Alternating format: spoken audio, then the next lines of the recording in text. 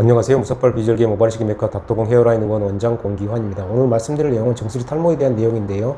이 부분도 제가 기존에 여러 번 말씀드렸는데 오늘 제가 한번 쭉 찾아보니까 제가 정수리 탈모라는 내용으로 국한돼서 이제 말씀드린 게 한 7, 8개월 정도 된 것 같습니다. 그래서 어느 정도 이제 시간이 지난 것 같아서 다시 한번 간략하게 오늘 말씀드리겠습니다.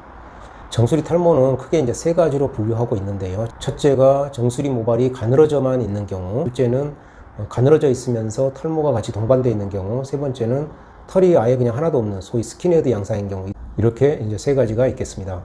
근데 소위 이제 정수리가 비어 보인다라고 해서 상담을 오셨을 때 이제 검사를 해보면 방금 말씀드린 대로 이 세 가지 중에 하나에 해당이 되시는데요.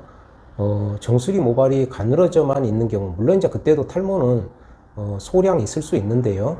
정수리가 이제 비어 보이는 주 요인이 전반적으로 모발이 가늘어져 있는 경우가 그 주 요인이라면 이런 경우는 이제 탈모 치료를 하셔야 됩니다. 물론 남성들 기준으로 말씀드리면 탈모약도 같이 드시는 게 중요하고요. 두 번째 같은 경우가 실제 이제 제일 많이 보는 경우인데 그 두 번째 타입이 정수리 모발이 가늘어져 있으면서 전반적으로 탈모가 또 상당히 진행되어 있는 그런 경우인데요.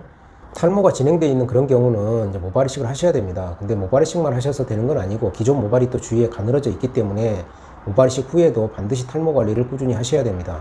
이런 부분에 대해서 충분히 잘 이해를 하고 의사 입장에서도 물론 잘 설명을 해야 되고요. 환자 입장에서도 잘 이해를 하고 모발 이식을 받고 또 탈모 관리를 하셔야 되는데 가끔 이런 부분에 이제 이해가 서로 잘 안 돼 있는 경우 나중에 어떤 오해의 소지가 좀 있을 수가 있습니다. 예를 들면 뭐 심은 게 하나도 안 났다든지 이렇게 말씀하시는 경우가 있을 수도 있는데 대부분 그런 경우는 기존 가늘어져 있던 모발이 탈모로 진행돼서 다시 또 비어 보이는 그런 경우가 되겠습니다. 따라서 이렇게 정수리 모발이 가늘어져 있으면서 탈모가 동반되어 있는 경우는 방금 말씀드린 것처럼 모발 이식하고 그 후에 이제 탈모 관리를 꾸준히 하셔야 되는데 그럼에도 불구하고 보통 한 10% 정도 10명이면 1명 정도는 기존 모발의 탈모 진행으로 인해서 이제 2차 모발 이식을 나중에 또 하실 수 있습니다. 마지막 타입은 털이 하나도 없는 그런 이제 스킨헤드 양상의 이제 정수리인데요. 이런 경우가 사실 이제 모발 이식을 해놓으면 거의 드라마틱한 결과를 보여드릴 수가 있습니다. 소위 이제 뭐 상전벽해가 되는 그런 양상이 되는 거죠. 오늘은 이제 기존에도 말씀드렸습니다만 정수리 탈모의 세 가지 그 유형, 그 타입에 대해서 간단하게 말씀드렸고 그 각각에 대해서 이제 어떻게 우리가 치료를 해야 되는지 그런 부분에 대해서 이제 말씀드렸습니다.